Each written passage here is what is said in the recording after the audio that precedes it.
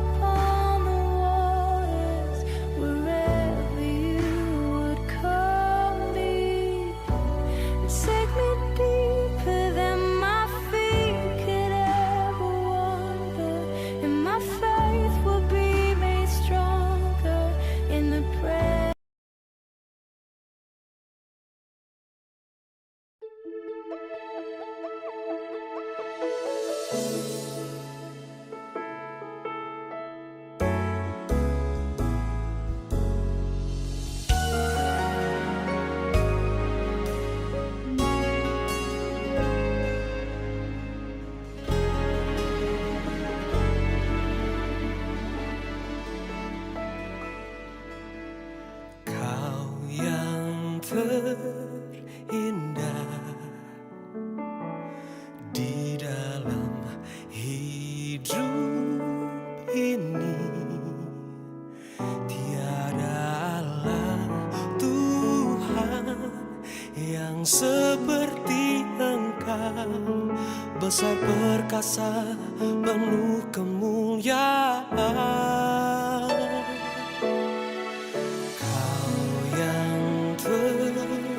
Manis di dalam hidup ini,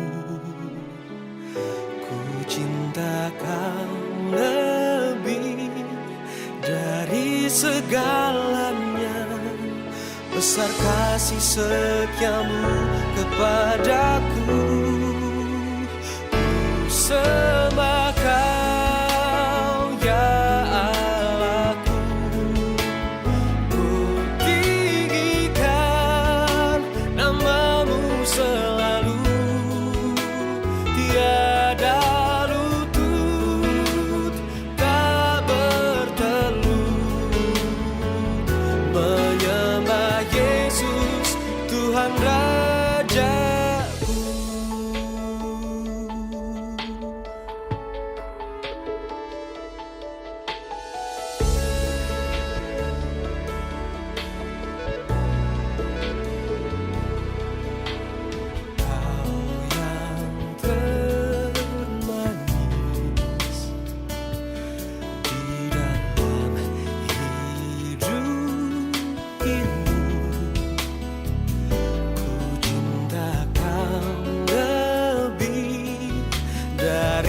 Segalanya, besar kasih setiamu kepadaku, ku sembah kau ya Allahku, ku tinggikan namamu selalu, tiada lutut tak bertelut,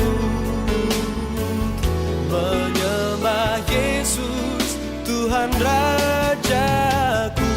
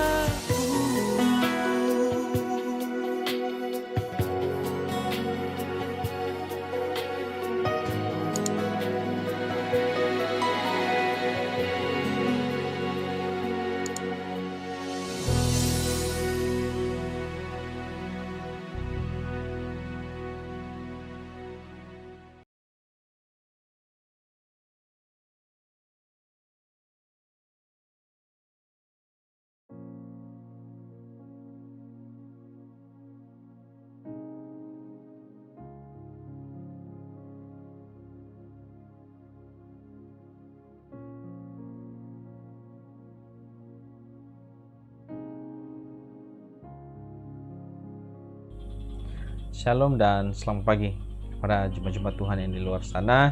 Puji Tuhan kita dapat bersama pada hari ini untuk melayani Tuhan. Amin. Dan saya percaya ada banyak kekuatan yang sudah kita terima daripada Allah, berkat Allah yang Dia sudah berikan, yang Dia sudah kongsikan dalam hidup saudara.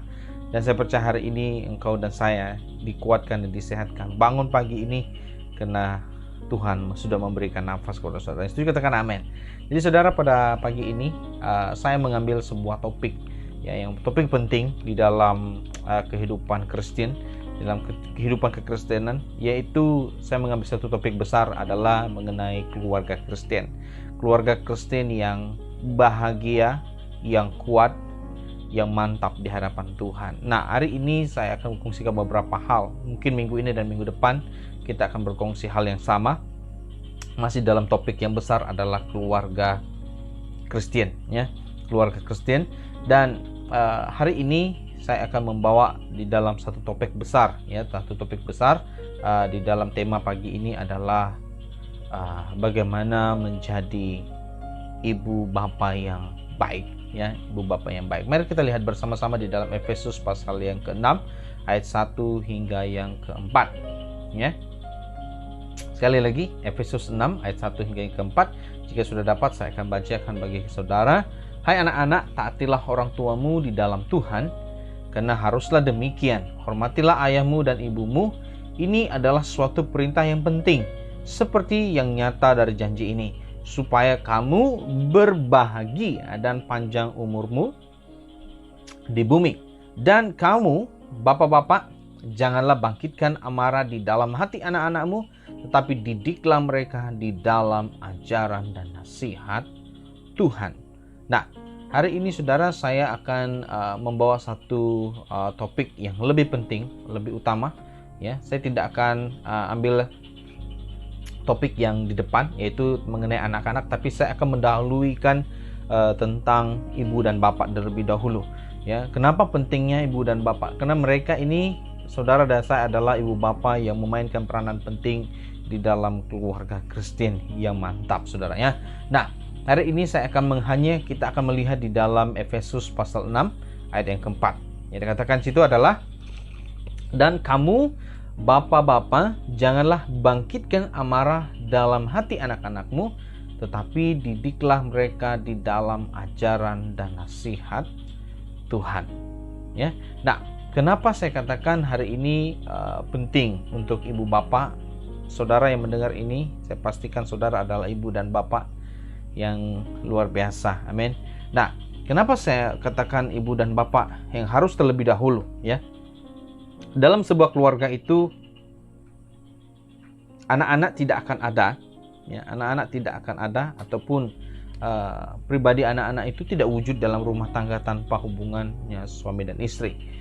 Tanpa hubungan sebuah rumah tangga yang harus ada suami dan istri, yang harus ada ayah dan juga seorang ibu. Nah, kenapa pentingnya saya katakan seperti ini? Tema kita adalah mengenai keluarga ibu bapa yang baik, ya, ibu bapa yang baik. Nah, saya percaya seorang orang tua yang baik punya hati dan kasih kepada anak-anaknya. Setuju? Saya percaya bahwa seorang ibu bapak itu mempunyai kasih dan hati yang baik untuk anak-anaknya. Dan saya percaya seorang ibu bapak itu sudah merencanakan sesuatu yang baik untuk anak-anaknya. Betul? Saya percaya kehidupan seorang orang tua itu sudah merancangkan sesuatu yang sudah disusun, ya. Sudah diatur supaya anak-anak kita punya masa depan yang baik. Yang setuju katakan amin. Nah, meskipun demikian saudara, kebelakangan ini keluarga Kristen yang sering kali kita dengar adanya perceraian, adanya pergaduhan, adanya pukul istri, pukul suami, pukul anak-anak dan sebagainya. Nah, tahukah saudara bahwa di dalam Alkitab termasuk ayat ini dia katakan, dan kamu bapak-bapak, tidak disebutkan ibu-ibu, ya, mama-mama. Jadi saudara jangan berpikir mama-mama tidak terikut di dalam hal ini. Penting, karena meskipun Rasul Paulus menyebut tentang bapak-bapak, tapi penting juga untuk ibu-ibu. Kenapa saya katakan penting untuk ibu-ibu? Ya, sebab kamu memainkan peranan yang penting di dalam sebuah keluarga Tuhan. Amin.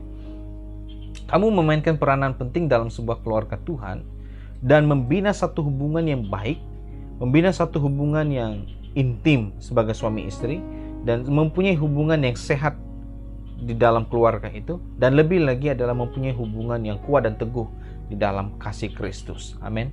Karena firman Tuhan sudah berkata, apa yang sudah dipersatukan oleh Tuhan tidak boleh diceraikan oleh manusia, saudara. Saudara sudah mengetahui itu, dan saya dan saudara sudah tahu tentang hal itu. Dan oleh itu, saudara, oleh ini saya memetik ayat yang keempat ini. Dia katakan, bapak-bapak janganlah bangkitkan amarah di dalam hati anak-anakmu. Kenapa ya? Kenapa ya, saudara? Kenapa Rasul Paulus katakan jangan bangkitkan amarah di dalam hati anak-anak kamu? Sejak kebelakangan ini, saudara, kita melihat banyak keluarga-keluarga Kristen yang berantakan. Anak tidak tahu kemana, anak lari rumah, anak melarikan diri, anak bunuh diri, anak tidak bersekolah, tidak punya pendidikan. Ya, mungkin ada faktor-faktor lain, mungkin keuangan, ya, mungkin juga faktor-faktor lain adalah mungkin masalah kehidupan yang sangat sukar. Nah, tapi kalau di sini kita lihat bahwa ibu bapak punya tanggung jawab yang penting sekali untuk melakukan tugas-tugas ini. Dan mustahil bayi yang kita lahirkan, bayi yang anak-anak kita yang kita miliki 2, 3 orang atau 4, mustahil mereka lahir saja kita akan suruh mereka bekerja. Tidak. Tapi didikan awal itu sangat penting, saudara. Setuju? Pendidikan awal itu sangat penting melalui kedua orang tuanya untuk mendidik anak-anak mereka supaya menjadi insan yang lebih baik, insan pribadi yang lebih bagus daripada kita. Dan saya juga sebagai seorang ayah, sebagai seorang bapak, dan saya punya seorang istri, dia juga sebagai seorang ibu, dan saya percaya kami tidak mau anak-anak kami itu memiliki kepribadian yang mungkin hari ini kami sukar, hari ini kami susah, dan kami tidak mau anak kami ke belakang masa depannya menjadi seperti kami. Tapi saya akan meninggalkan satu bibit-bibit yang baik agar mereka boleh mencontohi bahwa kerajinan, kemalasan itu tidak boleh ada di dalam hidup mereka. Mereka harus rajin berusaha, mereka harus meningkatkan prestasi mereka, baik itu pelajaran ataupun dalam pekerjaan mereka. Dan kita sebagai orang tua adalah harus memberikan didikan yang baik. Didikan awal itu sangat-sangat penting di dalam keluarga Kristen. Nah, sejak kebelakangan ini, sebab itu saya katakan bahwa banyak ibu bapak menggunakan istilah atau alasan ini untuk rumah tangga atau anak-anak mereka. Ya, alasannya bagaimana? Oh, tidak apalah, karena mereka masih muda, mereka tidak tahu apa-apa, ya mereka belum mengerti apa itu mencuri, apa itu bergaduh, apa itu begini dan sebagainya. Dan bila anak itu sudah mulai mengerti ya tentang semua hal-hal ini, ya, oh tidak apalah, mereka masih muda, janganlah marah mereka, janganlah. Jadi ada banyak orang tua di kebelakangan ini, saudara, sudah menjadi sedemikian, membuatkan ini menjadi sebuah alasan agar anak mereka tidak dinodai dengan hal-hal lain.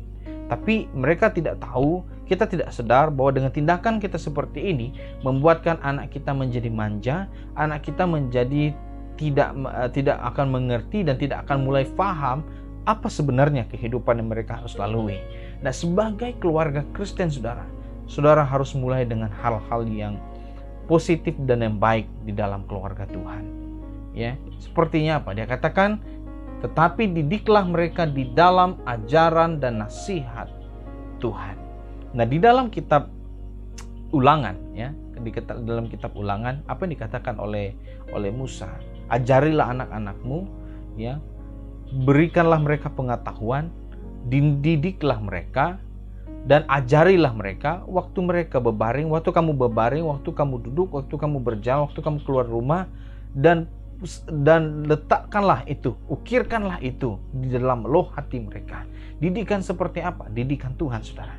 Didikan apa? Didikan takut akan Tuhan. Dan sumber segala sesuatu, Amsal berkata bahwa perumuhan segala hikmat adalah takut akan Tuhan. Sebelum mereka mengenal arti pandai, mengenal arti susah, mereka harus mengenal Tuhan terlebih dahulu agar mereka tahu bahwa ada satu pribadi yang lebih besar sedang memperhatikan. Nah, saya masih ingat, masih saya kecil, ya, ibu bapak saya, mama saya sering kali katakan seperti ini.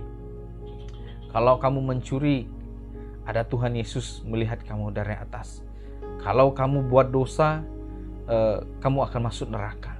Waktu saya masih kecil, saya terfikir demikian. Saya berpikir bahwa, wah, kalau saya menipu, saya mencuri, saya akan mengalami kecelakaan seperti ini. Dan sampailah saya masuk ke sekolah minggu, saya diajarkan hal-hal yang sama untuk takut akan otoritas Tuhan. Jadi di sini kita boleh melihat didikan awal untuk anak-anak mengenal siapa pribadi yang mereka harus hormat. Mulai dari kecil mereka harus mengenal siapa pribadi yang besar ini yang boleh mampu membawa kita menjadi suatu tempat di mana kita akan dihukum. Ya. Jadi dari kecil saya sudah diajar oleh mama saya terutamanya yang lebih banyak membebel, yang lebih banyak menegur, dan seringkali menyuruh untuk pergi sekolah minggu, apapun alasan tidak boleh, ya, mesti belajar untuk memberi persembahan, persepuluhan. Mama saya lah yang banyak mengajar. Jadi kalau saya melihat bahwa didikan awal itu untuk anak-anak adalah bermula daripada ibu dan bapak. Dan jangan jadikan alasan bahwa mereka masih muda, mereka belum tahu apa-apa, mereka belum mengerti, mereka belum paham. Jadi ada banyak keluarga Kristen hari ini menggunakan alasan seperti itu supaya anak-anak ini tidak mengalami, maksudnya seperti, ya betul juga kan mereka anak-anak, ya betul juga kan mereka masih kecil, mereka tidak paham. Nah, ini yang saya mau katakan, kenapa Rasul Paulus petik ayat ini. Dia katakan, didiklah mereka dalam ajaran dan nasihat Tuhan. Hari ini kalau kita melihat ada banyak anak-anak yang sudah terpesong imannya, meninggalkan Yesus. Salahkan siapa, saudara? Salahkan anak itu? Ada anak-anak sekarang yang pergi mencuri, pergi begaduh, buat hal-hal yang buruk di luar, memalukan ibu bapak. Apakah saya katakan salah anak itu? Ibu bapak hari ini, jika engkau melihat khotbah ini dan engkau berkata, "Pastor, saya tidak suruh mereka mencuri." Ya betul. "Pastor, saya tidak suruh mereka bergaduh." Ya betul. "Saya tidak suruh mereka berkata bohong." Betul. Karena dosa itu sudah ada semenjak Adam jatuh di dalam dosa. Dan saya setuju tentang hal itu. Tetapi tanggung jawabmu sebagai ibu bapa harus mulai. Bukan setelah dewasa baru engkau tahu, kenapa anak saya seperti ini, anak saya durhaka. Saudara, anak-anak sedang memperhatikan dari kecil hubunganmu dengan Tuhan bagaimana. Anak-anak dari kecil dia akan observe, dia akan perhatikan, dia akan menyerap semua di sekitarnya.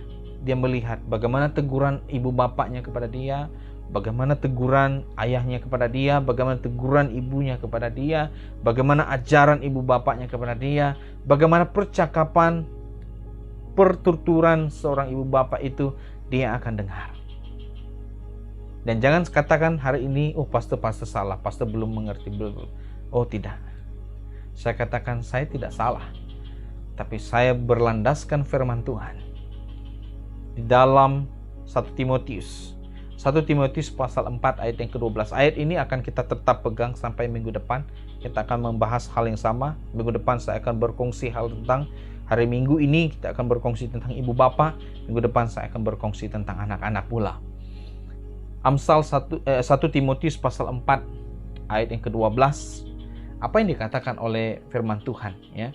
Apa yang dikatakan oleh firman Tuhan 1 Timotius pasal yang ke-4 ayat yang ke-12, ya. Dia katakan seperti ini. Jangan seorang pun menganggap engkau rendah karena engkau muda. Jadilah teladan bagi orang-orang percaya dalam perkataanmu, dalam tingkah lakumu, dalam kasihmu, dalam kesetiaanmu, dan dalam kesucianmu. Saya mau katakan begini, pastor ini ayat untuk muda-mudi. No.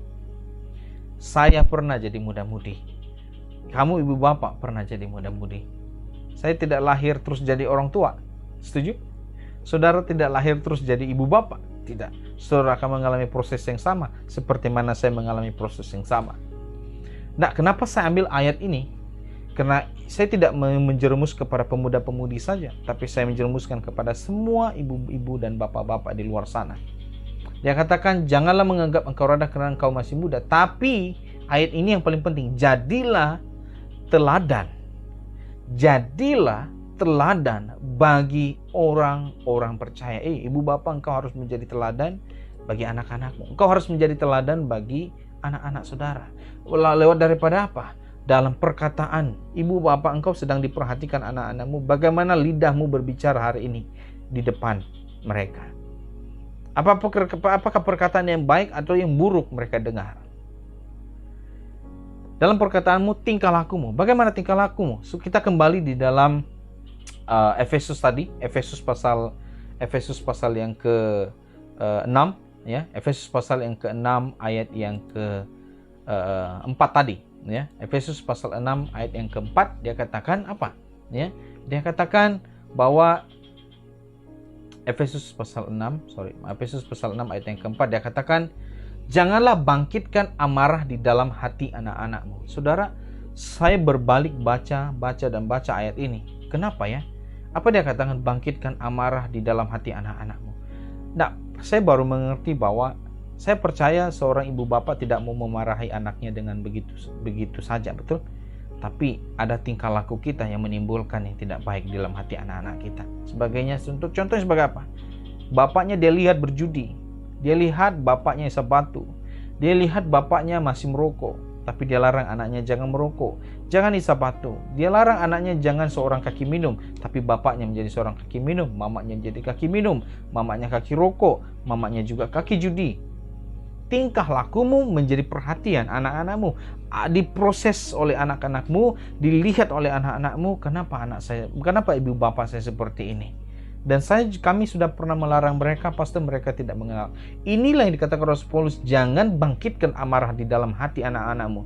Dikatakan dalam hati anak-anakmu. Saudara dan ibu bapak yang mendengar firman Tuhan ini, engkau tidak melihat apa yang ada dalam hati anakmu. Setuju? Saya juga tidak boleh melihat dalam hati anak saya. Ini dikatakan Rasul Paulus, amarah di dalam hati mereka. Karena engkau suka maki hamun, cakap anakmu bermacam-macam, berbagai jenis ladang hewan sudah engkau sebut kepada dirinya. Mungkin dia sudah menjadi seekor naga, menjadi seekor beruang, ya, dan sebagainya. Dan lebih lagi sebut anak itu sebagai seekor babi, anjing, dan sebagainya. Saudara, saya minta maaf, tapi ini yang sering kali saya melihat. Ada banyak keluarga Kristen seperti ini. Ada banyak keluarga Kristen yang tidak memperhatikan anaknya. Dia mengharapkan anaknya untuk menjadi baik. Dia mengharapkan anaknya untuk setia dan takut akan Tuhan. Tapi tingkah laku dan perkataan masih tidak seperti ibu bapa yang mengenal Tuhan. Padahal memberi persembahan kepada Yesus. Padahal memberi persepuluhan kepada Yesus. Padahal ikut melayani Tuhan. Padahal menyanyi dan memuji Tuhan. Haleluya, haleluya, haleluya. Tapi lidah, perkataan, dan tingkah lakunya tidak sama seperti apa yang dilihat oleh anaknya. Rasul Paulus berkatakan, janganlah bangkitkan amarah di dalam hati anak-anak. Tidak heran hari ini saudara, ada banyak keluarga kita, kalau kita lihat, hati-hati hari ini budaya LGBT itu meluas. Bukan setakat di Malaysia, di seluruh dunia. Ini budaya yang sangat-sangat berbahaya. Ibu bapa yang mendengar firman Tuhan ini, perhatikan anak-anakmu. Jika engkau sudah berkata, pastor saya sudah larang, biarlah dia mengikut keputusannya. Silap kamu. Buang perkataan itu, saudara. Dia katakan, oh biarlah saya sudah cakap banyak kali, biarlah dia mengikut keputusannya. Tidak. Karena firman Tuhan berkata, engkau sedang diberikan pertanggungjawaban setiap apa yang kau ajarkan. Meskipun dalam Alkitab itu Yohanes berkata setiap pertanggungjawaban itu harus diberikan kepada orang yang mengajar. Maksudnya saya, ibu bapak juga mengajar di rumah hal-hal yang baik. Jadi kalau saudara sudah berkata saya sudah puas nasihati dia pastor, Saya katakan ibu bapa, jangan pernah putus asa.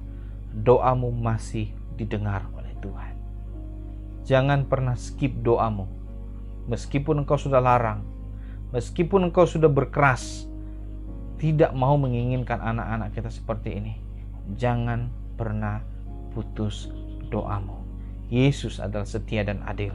Dia sedang mendengar doa ibu bapa yang di dalam rumah mereka. Engkau menitiskan air mata, engkau menangis melihat anakmu seperti itu. Jangan engkau berkata, biarkanlah dia. Jangan sekali katakan seperti itu, tapi ucapkanlah di dalam doamu, permohonanmu, kata Filipi, tidak pernah putus-putus. Amin. Jangan pernah putus asa, saudara. Jangan pernah merasakan engkau sudah tidak punya harapan lagi. Kita selagi masih ada di dunia, engkau masih punya harapan. Sebab itu saya katakan, hati-hati, didiklah anakmu dengan baik. Didiklah anak kita dengan baik. Jauhilah mereka dari hal-hal yang negatif. Contoh, nonton hal-hal yang tidak baik. Contoh, percakapan yang tidak baik.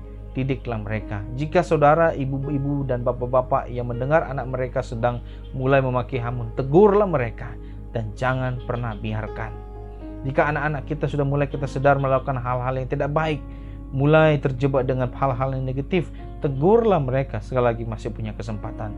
Jangan hanya berkata alasan, biarlah mereka masih muda, mereka tidak tahu buat apa-apa.